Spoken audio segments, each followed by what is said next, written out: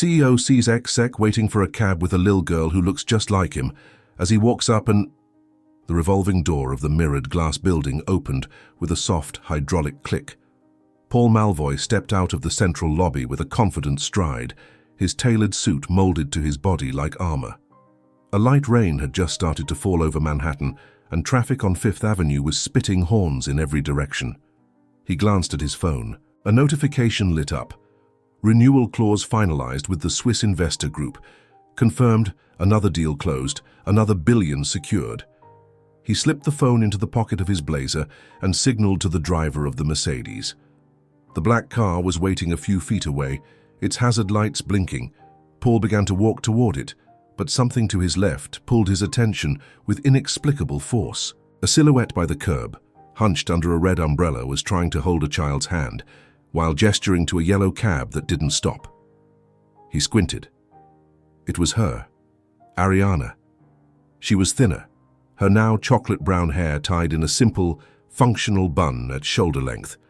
A beige overcoat wrapped her body, and the shoes were the same discreet ones she used to wear when she worked beside him on the 22nd floor of Malvoy Capital. But what froze Paul in place wasn't her. It was the girl. The child looked about 5, maybe 6. She wore a pink coat and had her hair in braids.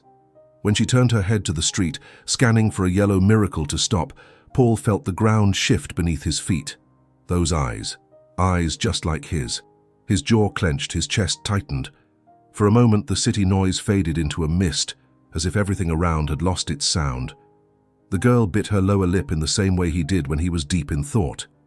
It was impossible to unsee. Paul walked without thinking, pure instinct, crossing the sidewalk with determined steps. The driver noticed and opened the car door, but Paul ignored him completely. "Ariana," he called out, his voice deeper than he had intended, like he was trying to contain a tidal wave in his chest. She turned abruptly, instinctively pulling the girl closer, as if she had to protect her. The umbrella nearly slipped from her hand. Her brown eyes widened with disbelief and apprehension. It had been years since she'd seen that man, years since she had dared to say his name. "Paul?" The little girl looked at him curiously, standing a step behind her mother, peeking from under her arm like she was watching a character step out of a book she'd only ever glimpsed. Is she my daughter?" he asked, no ceremony. The question burst out without permission or warning.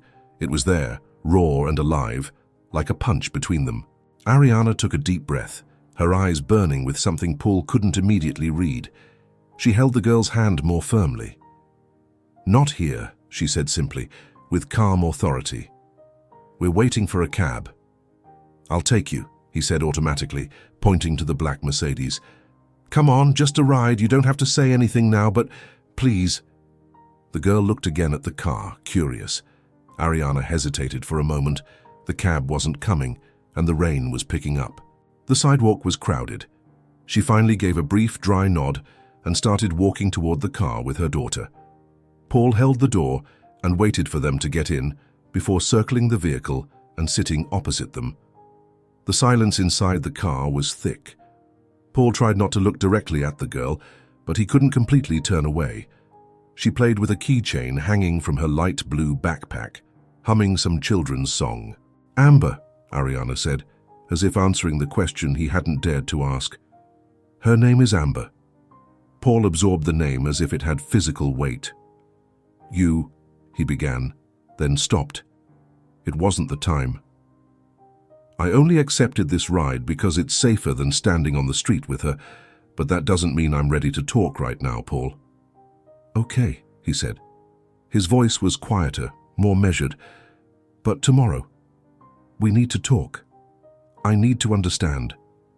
She didn't reply immediately. She gave the driver the address and he started the route. Paul glanced at Amber. She was now looking around the car interior with wide, attentive eyes, clearly used to simpler vehicles. "Tomorrow," Ariana finally said, "I'll meet you, just me." "Where and when?" 88th Street Cafe near the park, 9 o'clock. The rest of the ride passed in silence, except for Amber's innocent comments about the city lights and the sound of the windshield wipers. When the car stopped in front of a modest red brick building, Ariana held her daughter's hand tightly, She was ready to step out without saying a word, but Paul opened his door and got out too. Ariana turned to him, exhausted, her gaze steady. "Don't approach her without my permission. Never do that again." "I just saw you both there. I didn't think. I'm sorry." He ran a hand through his hair, restrained. "Tomorrow I just want to listen. Understand." She gave a small nod, opening the umbrella again. Amber turned to Paul before entering the building. "You have eyes just like mine," she said with innocent ease, "and the same eyebrow too." Paul smiled, both touched and shattered. "I noticed that too." The building door closed and Paul stood on the sidewalk for several long seconds. The rain was heavier now, but he didn't move. He just stared at the spot where they had disappeared. When he finally got back into the car, he shut the door slowly. The driver waited for instructions. "Just drive. Doesn't matter where." Paul leaned back in the leather seat and closed his eyes for a moment. Amber. The name danced in his mind like a constant whisper. It wasn't just the physical resemblance, it was the presence, the way she looked at the world, the way she breathed in life with curiosity. Those little things that slip past genetics and settle in the soul. And suddenly everything he had built seemed smaller, less important. He had a daughter, and he had no idea who she was. "You got here early," said Ariana, stopping in front of the corner table at the small cafe on 88th Street. She was holding a simple leather bag, and her hair was tied back in a low bun. Her grey wool coat still dripped with the light rain that insisted on falling that Friday morning. Paul looked up from the coffee cup in front of him and nodded slowly. He had arrived nearly half an hour early. Since leaving the building the night before, he hadn't been able to think about anything else. He had barely slept, if he had slept at all. Everything in his mind revolved around one single question. Why had Ariana never told him? "I couldn't wait at home," he said in a low voice. "I thought you weren't coming." She sat down slowly, as if weighing each movement with caution. Her brown eyes studied Paul with precise, almost clinical focus. No makeup, no attempt to look more or less than she was. Just Ariana. The same woman who had been his personal assistant for almost 2 years. The same woman who, for a brief moment, had been more than that. "I almost didn't come," she said, placing the bag on her lap. "But I felt I owed you at least one answer." Paul took a deep breath. The cafe was nearly empty, filled only with the soft sound of a bean grinder and scattered conversations. "Amber," he began carefully, as if saying his daughter's name out loud for the first time was a challenge. "Is she really my daughter?" Ariana didn't hesitate. "She is. Your daughter. Biologically, at least." "Biologically?" Paul frowned. "You want answers, so here's one. You have a daughter, Paul. But you're not her father. You never were. You were never there." He leaned forward, elbows resting on the table, his face serious, composed. But there was tension in his shoulders, an internal alarm ready to go off. "I didn't know," he said firmly. "I tried to tell you," Ariana replied, so calmly it sounded rehearsed. "I called. I sent texts. I wrote emails. I hand-delivered a letter to the front desk of your company. Remember Vanessa? Your secretary?" Paul nodded slowly. "She blocked me every time. Said you didn't want to know, that it was better if I just disappeared. That you were too focused on launching the international division of Malvoy Tech to deal with personal complications." Her voice remained neutral, but the weight of those words landed hard. "I never authorized that," Paul shot back, his voice a little louder. "I never knew." "But you didn't want to know," Ariana cut in, locking eyes with him. "Paul, you let me go the same month I found out I was pregnant. You said mixing work with distractions didn't make sense. Those were your words." He looked away for a second. Memories from that time began flashing back like lightning. It was the peak of the company's expansion. Investors, mergers, sleepless nights finalizing deals with Japan and Germany. He didn't remember a missed call or an unread email, but he did clearly remember asking Vanessa to block any attempts at contact from Ariana. At the time, it had seemed like the most rational thing to do. "When you let me go," she continued, I thought I got the message. And when I found out I was pregnant, I thought maybe you'd reconsider, but no, you were unyielding. Paul rubbed his hands together, now staring at the empty cup in front of him. So why didn't you push harder? He asked, voice lowered to almost a whisper. Why didn't you make me know? Ariana let out a short, dry laugh. Push harder? Paul, do you have any idea what it's like to beg to be heard by someone who clearly doesn't want to listen? I went to your office twice, already showing. Security stopped me. I left a letter at the front desk. I wrote to your brother, your mother. No one answered. He stayed silent for a while. The background noise of the cafe seemed distant. You could have told me, he repeated, more to himself than to her. And humiliate myself even more? Ariana shot back. When I realized I was on my own, I did what had to be done. I took care of Amber. I worked. I lived. And I left you out of it. You shouldn't have shut me out like that, Paul said, now locking eyes with her. It's not just about you, it's 2 lives, hers, mine. You took that from me. I didn't take anything from you, Ariana said firmly. You were the one who walked away. I just picked up where you left off. The silence between them lasted a few seconds. A waitress walked by, asking if they wanted anything. Neither responded. Ariana crossed her arms, her jaw tight. I'm not here to relive the past, Paul. I don't want to reopen wounds. I only agreed to this talk because I thought maybe for a moment you were ready to listen without turning this into a judgment. I'm not trying to judge, he said, almost in a whisper. I just can't accept that all of this happened without me knowing. Well, accept it, she said, a harder edge in her voice. Amber has a life, a routine, friends, a school. She's happy. And she doesn't need a man showing up 5 years later trying to fix everything with a shaken look and a powerful last name. Paul clenched his jaw. The anger of being excluded, mixed with the guilt that maybe he had deserved it, was a cocktail burning inside him. I don't want to fix anything, I want to be part of it. It's not that simple. I'm not saying it is, but I can't pretend I didn't see that little girl yesterday. I can't pretend she's not my daughter. Ariana sighed, leaning back slightly as if seeking distance. You want to know what to do? Then here it is. Take it slow. This isn't a business deal, Paul. You're not closing a contract with a child. She's sensitive and smart. She feels everything. Paul nodded slowly, his pride deflated. In its place, something rougher, more real, began to grow, an uncontrollable desire to meet that little person who had his eyes, his eyebrows, his blood. Does she know I exist? He asked, voice softer. She knows she has a father, Ariana replied. She knows he's someone important, that he lives in New York, that he works a lot. I never lied. I just left out the details. Paul swallowed hard. And would you let me meet her? Gradually. She stayed silent for a few seconds, then finally answered, We can try something casual. A meeting at the park, maybe. Introduce you as a friend. No rush, no pressure. If she reacts well, we'll keep going. When? This weekend. I'll send you the time and place, but only if I think she's ready. Paul felt a wave of relief and nodded.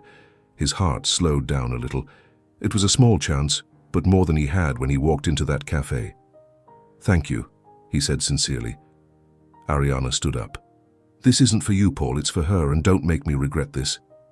She left without saying goodbye, just a firm look that said more than any words. Paul sat there for a while, staring at the empty cup. For the first time, he had no control over what would come next, but for the first time he wanted to learn to deserve it. Would you like some more coffee? The waitress asked, approaching with the steaming glass pot in hand. Paul Malvoy looked up and shook his head. He'd already had 2 cups and barely tasted them. The leather booth at the cafe on 88th Street still held the warmth of Ariana's presence, but she'd been gone for at least 20 minutes now. Time, however, felt frozen. He glanced sideways at the glass door she had walked through, then checked his watch. It was early, but not too early for the thoughts pounding like dry hammer strikes in his head. Amber. Daughter. My daughter. Paul stood up slowly. He walked to the counter and paid the bill with the metallic black card so many saw as a symbol of power, though now it felt utterly meaningless. The cashier smiled politely, but he didn't notice. He was elsewhere. A man moving on autopilot, his mind far away. As soon as he stepped out onto the sidewalk, he was swallowed by Manhattan's cold humidity. The rain had stopped, but the air still carried the smell of wet asphalt and hurry. Paul crossed the street aimlessly, ignoring the Mercedes driver waiting for him on the other side. He needed to walk, he needed to think, and remember. It had been late fall when he met her. Ariana had been hired as his personal assistant after a string of disastrous hires. He didn't like people who cried easily or trembled at his voice. She was different from the first day, serious, focused, but with a quiet calm that unsettled him. She never interrupted, never forgot, never made small talk. And maybe because of that, he started to notice more than he should. First, the way she wrote emails, clear, direct. Then the way she organized his flights, his lunches, his evenings. Over time, the distance gave way to curiosity, then interest, and finally surrender. Paul couldn't pinpoint the exact moment Ariana stopped being just an assistant, but he knew very well when it ended. It was the day before a trip to London. Ariana had prepared the schedule flawlessly, as always, and he called her into his office. He remembered his tone, too curt even by his standards. It doesn't make sense to keep mixing work with other distractions. She didn't argue. She simply nodded, as if she'd expected it. The next day, she quit. He approved it immediately. Never asked why, never called, never looked back. Now, 5 years later, a little girl with eyes just like his was playing alone in some apartment in the city, with no idea that her existence had shaken a man like Paul Malvoy to his core. By late afternoon, Paul finally returned to the office. The 42nd floor was quiet. His office was spacious, cold, encased in glass, with a view of the skyline. It used to represent control. Now, it just felt empty. He sat in the leather chair, swiveled slightly, and stared at the city. He picked up the phone, dialed an old number he still knew by heart. It went straight to voicemail.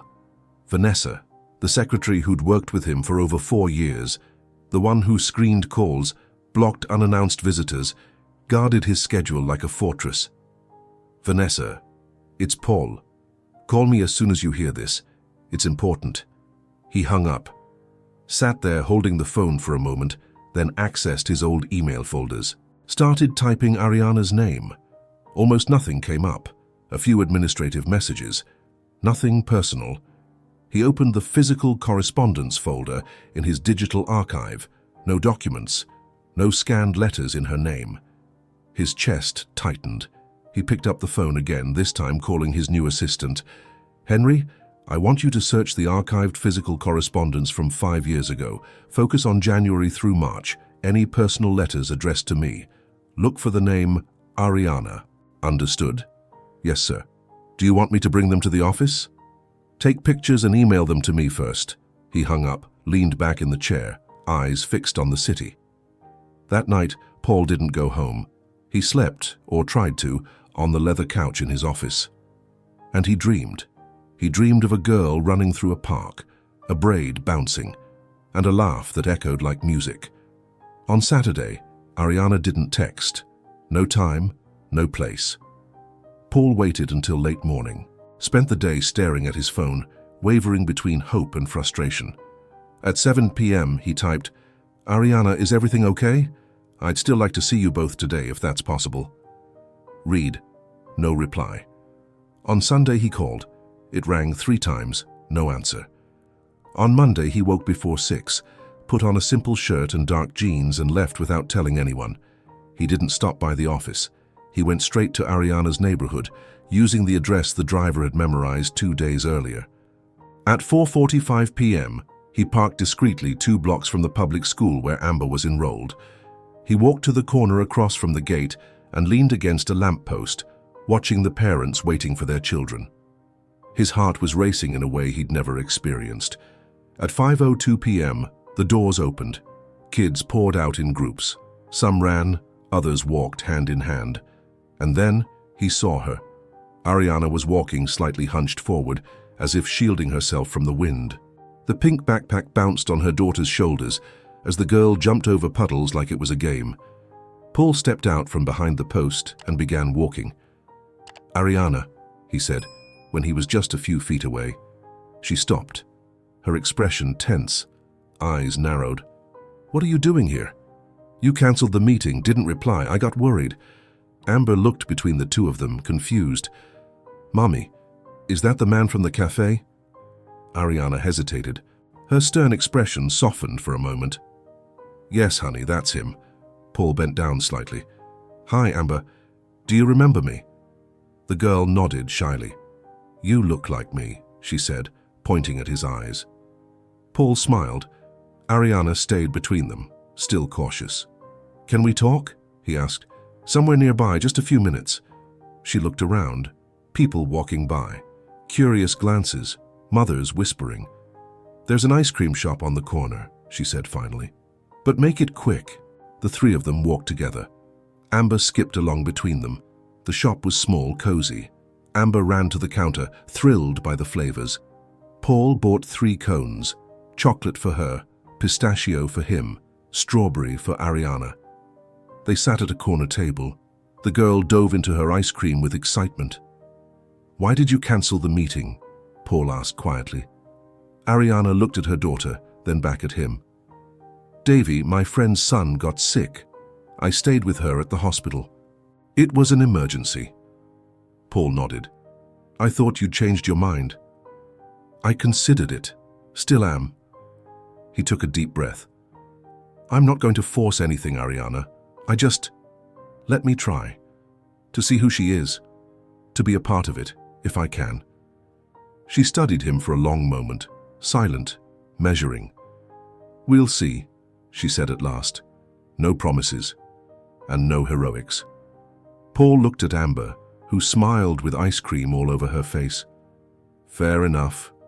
I just want to be around, for as long as I'm allowed." The little girl looked at him, as if sensing something important was happening. "Do you like dinosaurs?" she asked. Paul smiled. "I do. A lot."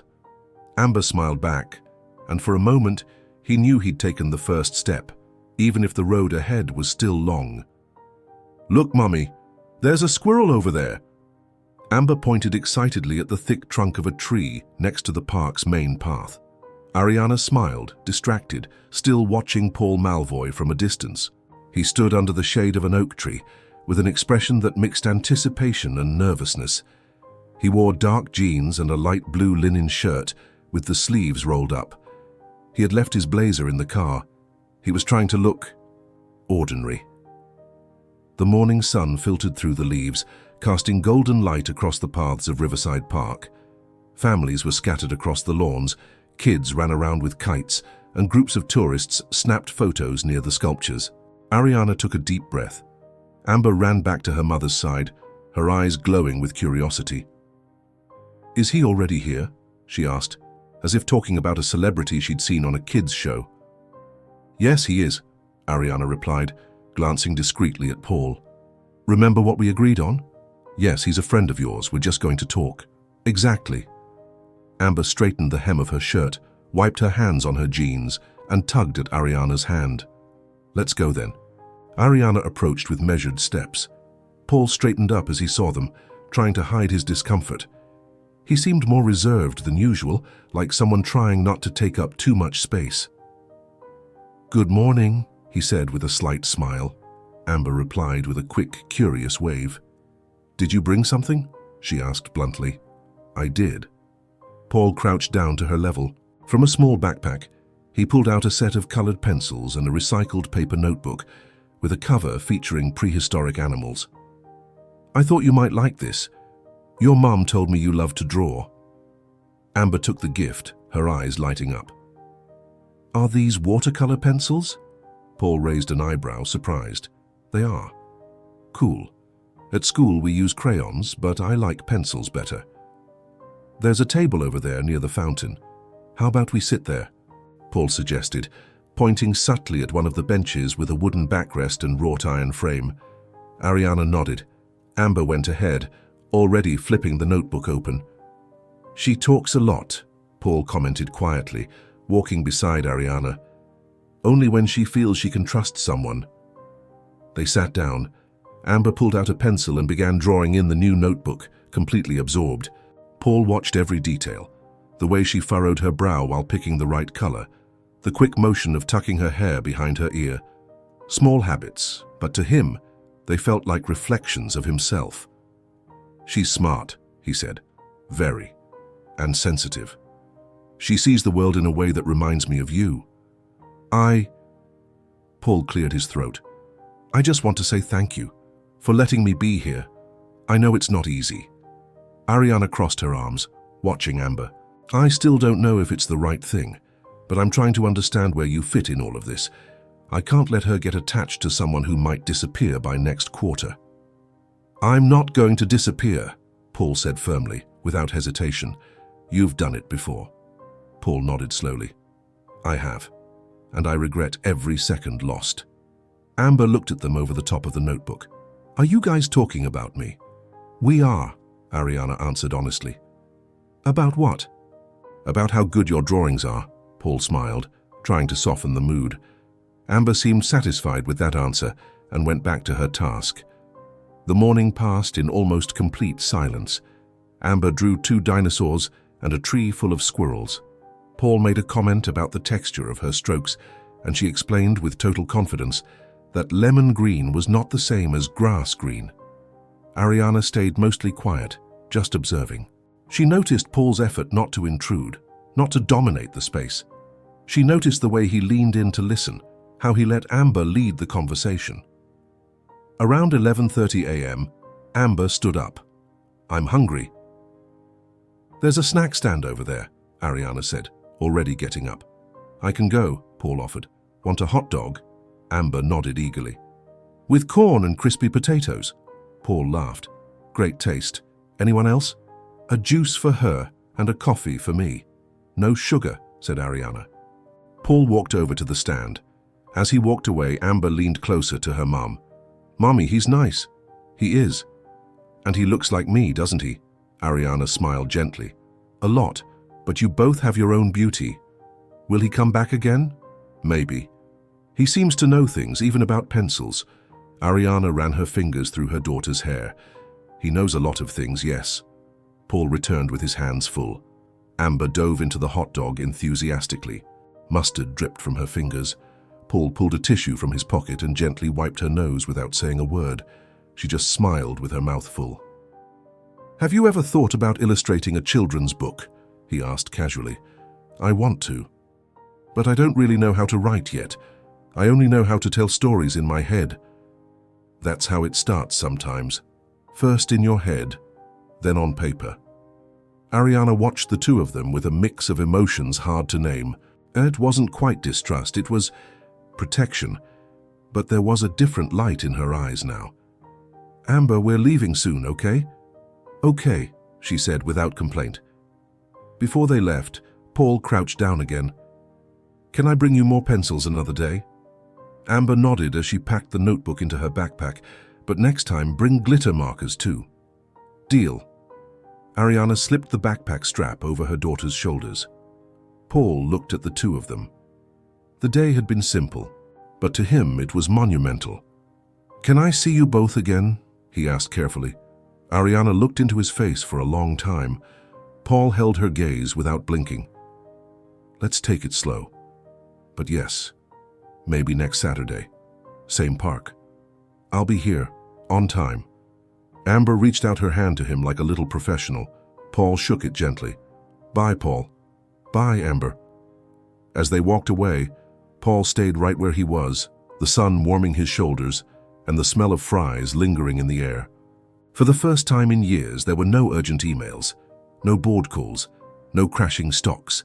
Just a girl with a pink backpack and eyes like his waving over her shoulder, and that was enough.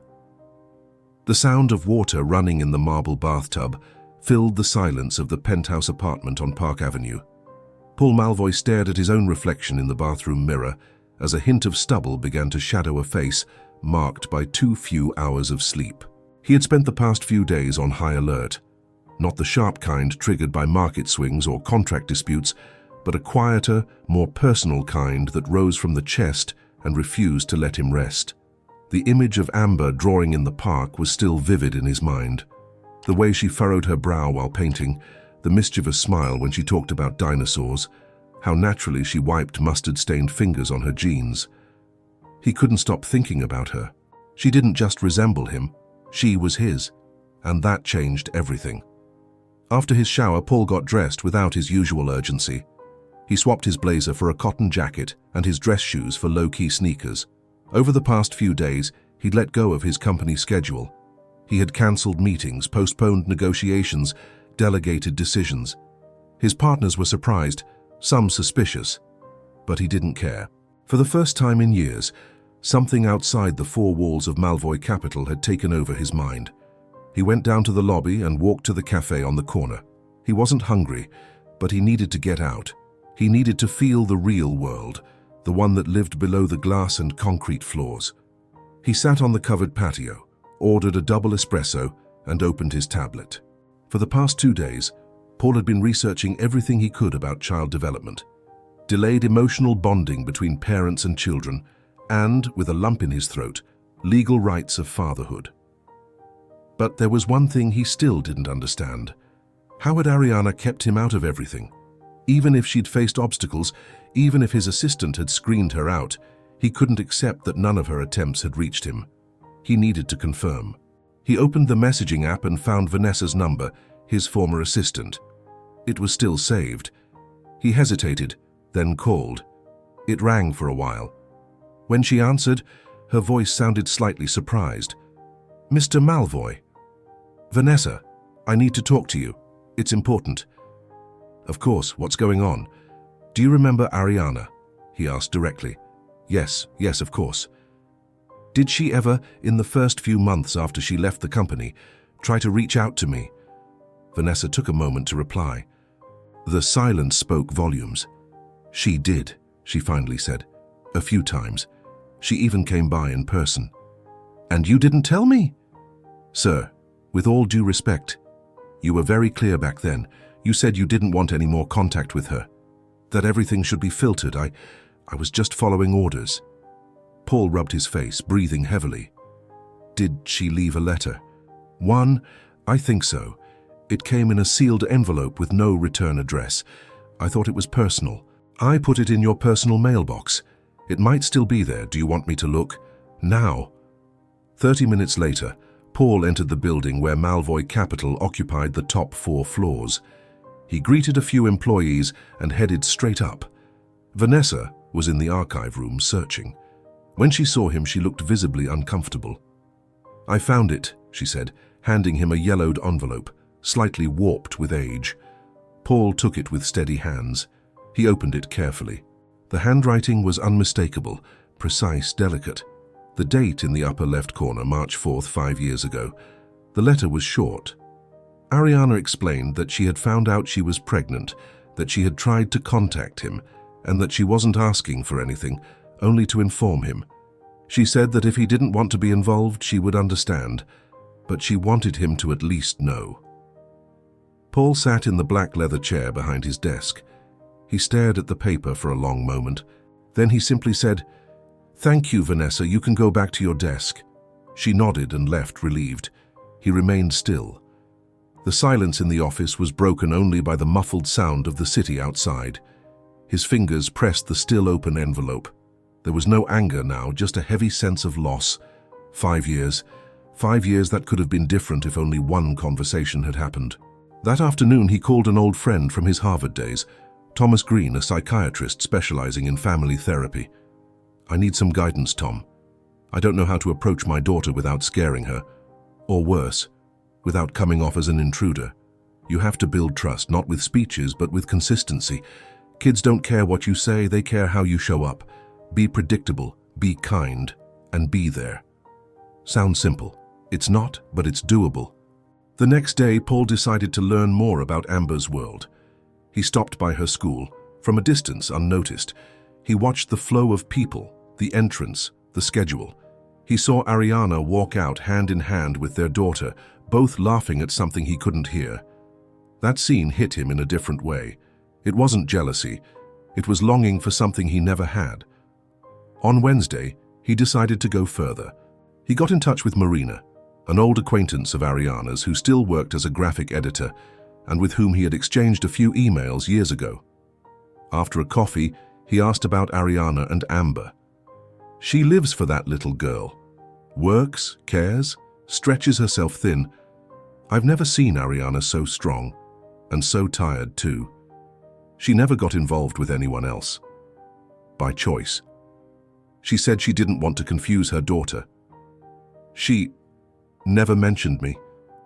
Never with anger, but always with a quiet sadness, like she had accepted it, until now it seems. On Friday, Paul sent Ariana a message. Amber said she likes art. There's an interactive exhibit at the Children's Museum on Saturday. Can we go together? As friends. The reply came that night. She'll love that. Let's meet at the entrance. 10 a.m.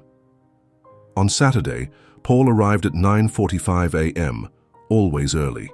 He wore dark jeans, a t-shirt and sneakers, completely casual. He was nervous, but not about pretending to be someone he wasn't. He was nervous because for the first time, he just wanted to be a dad. He saw Ariana and Amber approaching. The little girl ran up to him and showed him something she had drawn, a dragon with a rainbow tail. "That's me flying," she said, pointing to the figure in the corner with dark hair and a jacket. Paul smiled. "Can I keep it?" "You can, but only if you stick it on the fridge." He laughed, for the first time in years, effortlessly. He looked at Ariana, who watched it all silently. "Thank you for this," he said. She simply nodded. As Amber ran inside the museum, Paul felt like, little by little, a new ground was forming beneath his feet, and for the first time, he didn't need control. He just needed to walk. "He's right there," Amber shouted, pointing at the metal sculpture outside the museum.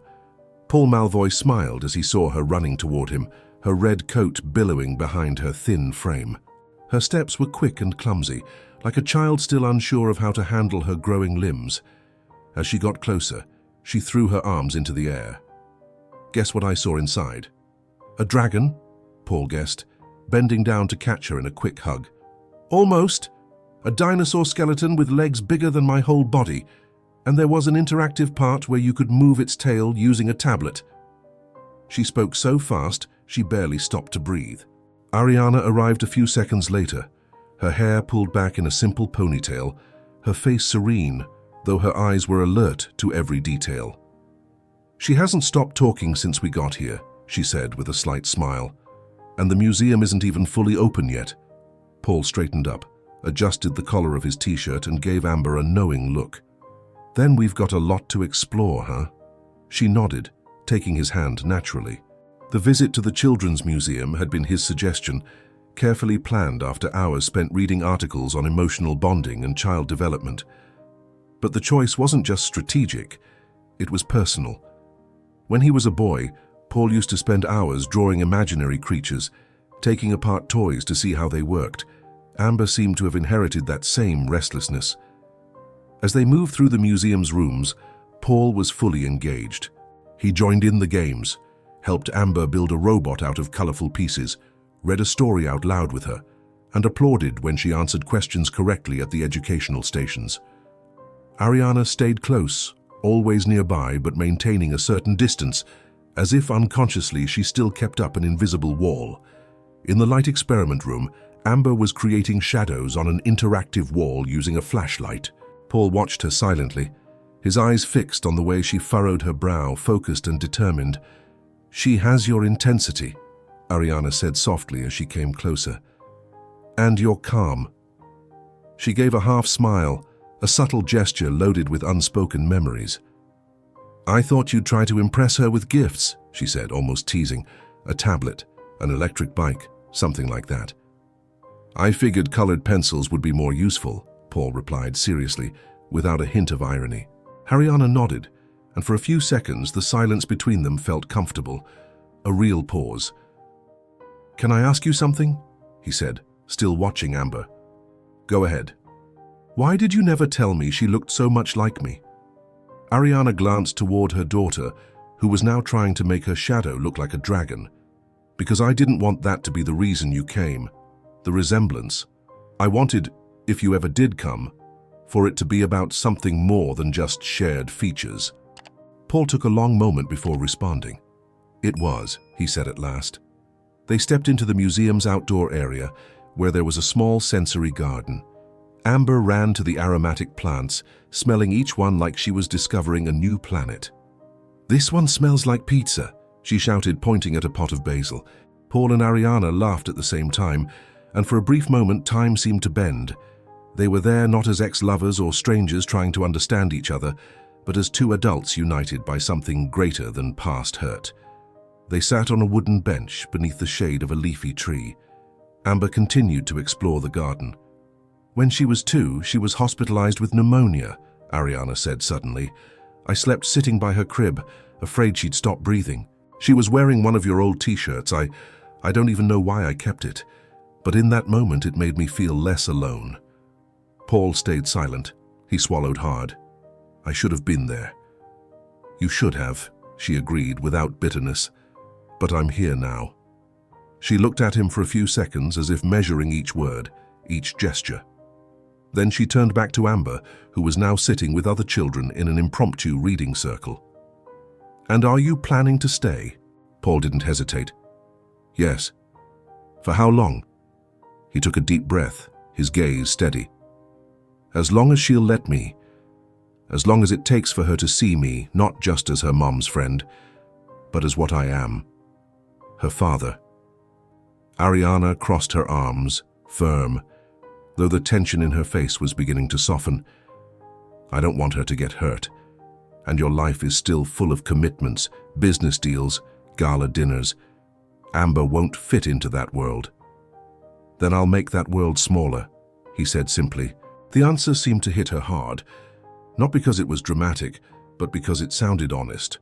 Paul, the man who had always prioritized contracts and shares, was saying he was willing to restructure his life for a child he'd only known for weeks, but who had marked him like an ancient part of himself. Amber came running back, beaming. "Mom, the guy from the reading group said there's a drawing contest. Can I join?" "Of course you can," Ariana said, surprised by her daughter's excitement. "I want Paul to see it. He knows about drawing and dinosaurs." Paul smiled as he took the paper from her hands. "You want me to help?" "No, but you can stay next to me while I do it. That way, if I have a question, I can ask." "Deal." Amber sat at a small table with pencils, paper, and paints. Paul stayed by her side, watching as she drew a winged creature shooting fireballs. Ariana stepped back a few feet, giving them space. An older woman watching her granddaughter came over to Ariana. "Beautiful family," she said with a smile. "The girl looks just like her dad." Ariana only smiled back, offering no correction. Later, as they left the museum, Amber was walking more slowly, tired but happy. "Paul, can I see you again next week?" Ariana immediately turned to him, alert, but Paul answered carefully, "If your mom says it's okay, absolutely." Amber nodded, content.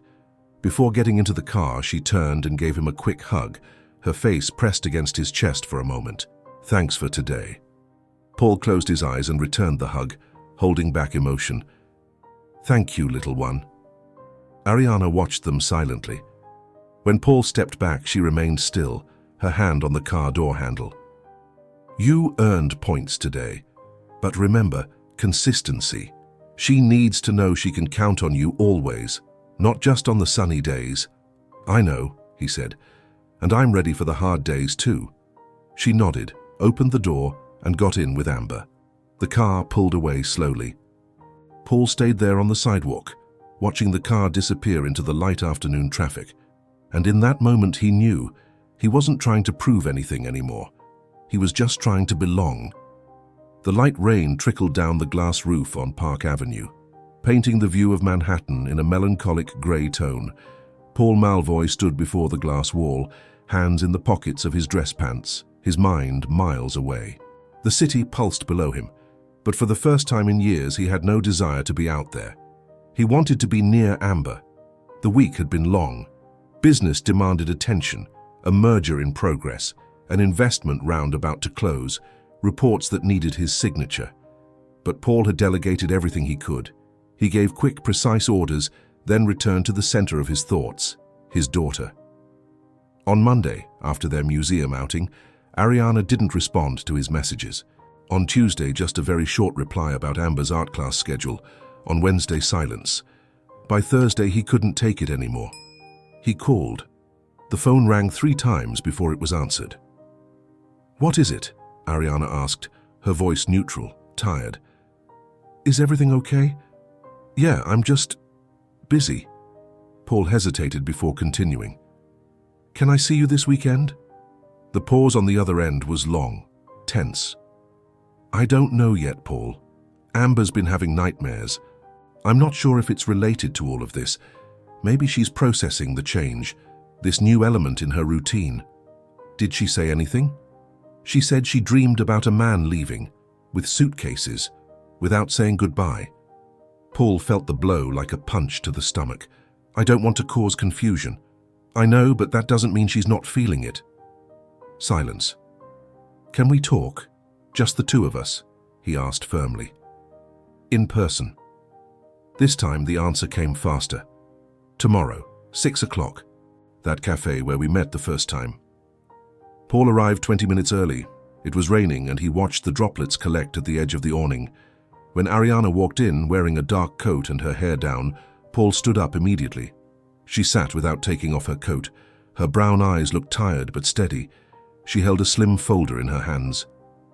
"I brought something to show you," she said, opening the folder. From inside, she pulled out a drawing.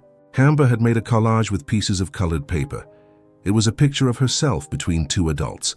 Above the figures, the word family. "She gave it to me yesterday, said she made it at school. The teacher mentioned she's been talking a lot about you the past few days, about how you helped her draw the dragon, about how your hug was warm." Paul took the drawing carefully, his fingers trembling slightly. "But on the same day," Ariana continued, "she had the nightmare. It's clear she's trying to understand who you are, what you mean." "And what do you think I mean?" Paul asked, looking up. "A mystery. A new presence she feels is special, but doesn't understand yet. Someone who appears suddenly, who shines, but who she's afraid might disappear." Paul rested his elbows on the table, holding his own chin. His jaw was tight. "I'm not going to disappear." "You can't promise that." "Yes, I can." "No, you can't," she insisted.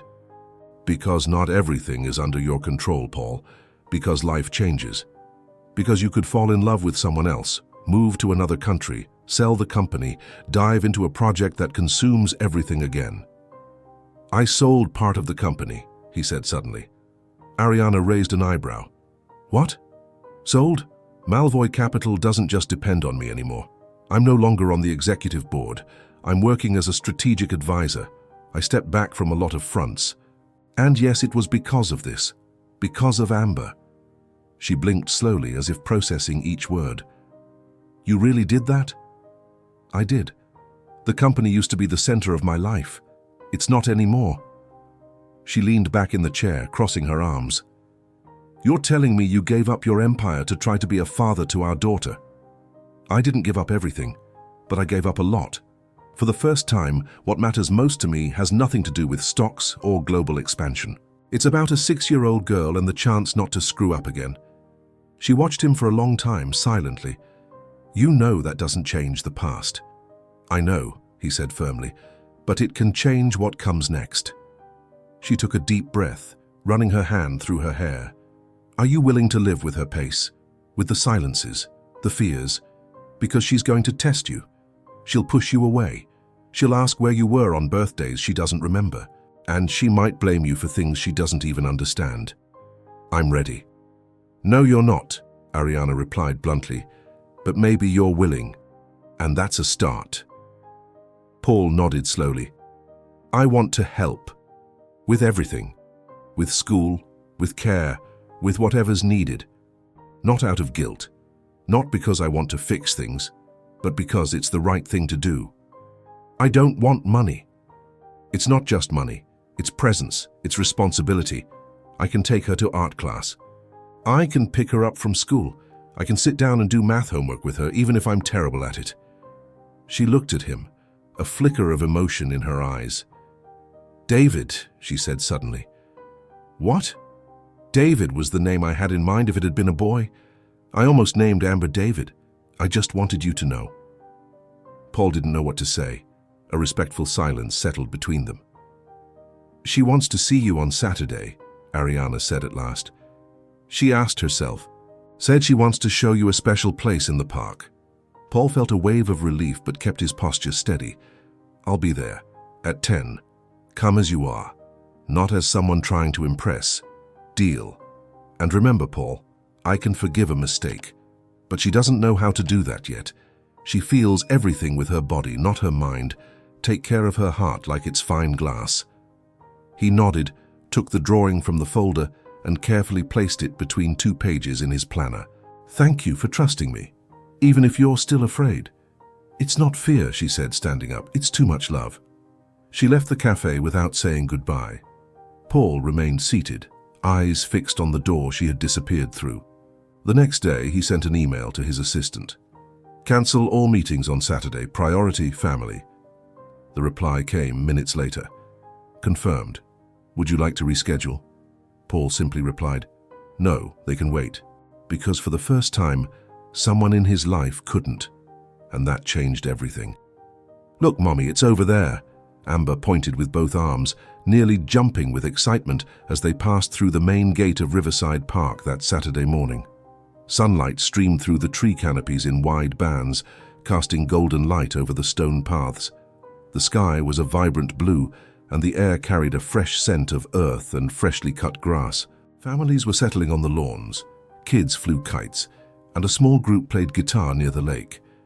Ariana adjusted the backpack strap on her shoulder and tried to keep up with Amber's pace, her bright pink sneakers practically floating above the ground. She was happy, restless, with that sparkle in her eyes Ariana knew so well, a sparkle that had been showing up more and more lately. Paul was already there, sitting on a bench near the central fountain. He wore jeans, a simple t-shirt and sneakers, his hair slightly tousled by the gentle breeze. He stood as soon as he saw the two approaching. His eyes focused on Amber, but they also sought Ariana's, as if silently thanking her. "You're early again," she said with a reserved smile. "I couldn't sleep," Paul replied, not trying to hide it. "I was afraid I'd be late." Amber ran up to him and handed him something with her 2 small hands, an envelope made of folded paper, covered in colorful stickers. "I made it for you. It's an invitation." Paul took it gently, as if it were something fragile and precious. He opened it slowly. Inside was a drawing, him and Amber holding hands with a giant sun and 3 hearts at the top, and a caption in crooked letters. "Today is Father's Day." He immediately crouched down, looking into her eyes. "This is the best gift I've ever received in my life." Amber beamed with pride. "I brought you to the secret place. Only Mommy knows about it." She pulled him by the hand, leading him down a narrow path through the trees. Ariana followed quietly behind. A few minutes later, they reached a clearing surrounded by stones with a direct view of the river. There was enough space for a picnic, a circle of conversation, or a simple moment of peace. Amber dropped her backpack on the ground and began pulling things out. A checkered cloth, colorful cups, sliced fruit, and carefully wrapped sandwiches. "It was all her idea," said Ariana, kneeling to help. Paul stood still for a few moments, just watching. His daughter was setting up the space with the focus of someone preparing a ritual. There was something sacred in the simplicity of the scene. "Can I help?" he asked, crouching beside Amber. "Sure you can. But be careful with the juice box, it opens easy." They set up the picnic together. They ate strawberries, bits of cheese, and star-shaped cookies. Paul listened as Amber told him about her latest art class, about a boy at school who farted in the lunch line, and about the book she was reading, something about a dog astronaut who wanted to come home. Ariana chuckled quietly, watching the two of them as if trying to save that moment like a permanent picture. After the snack, Amber called Paul to the riverbank. They sat side by side on a flat rock. "You have a daughter, right?" she asked suddenly. Paul looked at her gently. "I do." It's you." She seemed to think for a moment, her feet swinging above the edge. "Then you're my dad." "I am, if you want me to be." Amber looked at him with serious little eyes, then turned her gaze back to the river. "I like you, and you haven't left yet." "And I'm not going to," Paul replied, with steady calm. "Even when things get hard, even when we disagree, even if you get mad at me, I'll still be here." She nodded, then did something unexpected. She rested her head on his shoulder. "I want you to stay, but only if you promise to learn how to draw dragons better than mine." Paul laughed, moved. "I accept the challenge." They walked back to the clearing together. Ariana was sitting cross-legged, looking at the sky through the leaves. Amber ran up to her and whispered something in her ear. Ariana looked at Paul, her eyes shining, and simply nodded. "I'm going to tell you," said Amber in a solemn voice. "Mommy said I could." Paul sat down slowly, curious. "Tell me what?" "That I've known you were my dad since that day at the ice cream shop, but I pretended I didn't because I wanted to see if you'd come back." Paul felt his heart skip a beat. "And now? Now I think you're going to stay." He looked at Ariana, who was gazing at him without hurry, without walls. "Thank you," he said, looking at them both. "Thank you for letting me be part of this." Ariana handed him a sandwich. "The hardest part is already over. Now comes the rest." "What rest?" "Those days when she cries for no reason, when she doesn't want to go to sleep, when she loses an eraser and thinks the world is ending, when she asks about death or about friends who fight. And will you be there?" Paul took the sandwich. "I'll be there, with juice boxes, tissues, and a steady shoulder." Amber burst out laughing. "And watercolor pencils." The sun was already starting to lower as they packed everything up. Amber held Paul's hand, gripping her backpack tightly with the other. Ariana followed behind in silence, but her face was calm. On the way back, Amber ran up to a squirrel and came back breathless. "Paul, can I call you Dad now?" He stopped for a moment. He felt everything spinning inside, but kept his voice steady. "You can, if you want to." Amber grinned wide. "Okay, Dad." He felt the weight of the word like a prize, like a new beginning. Ariana said nothing, but her eyes said everything. That night, back at home, Paul placed the drawing Amber had given him on the refrigerator door. Then he sat on the couch and stared at it for a long time. It was just paper, ink, and stickers, but to him it was a contract, not for business, for life. And right there, finally, belonging. Hear what it meant to you. Remember to hit the like and subscribe buttons. This is really important for the channel. Really important. And if you're ready for another story of love and hope, click the first card or the second one to watch the full playlist. See you there.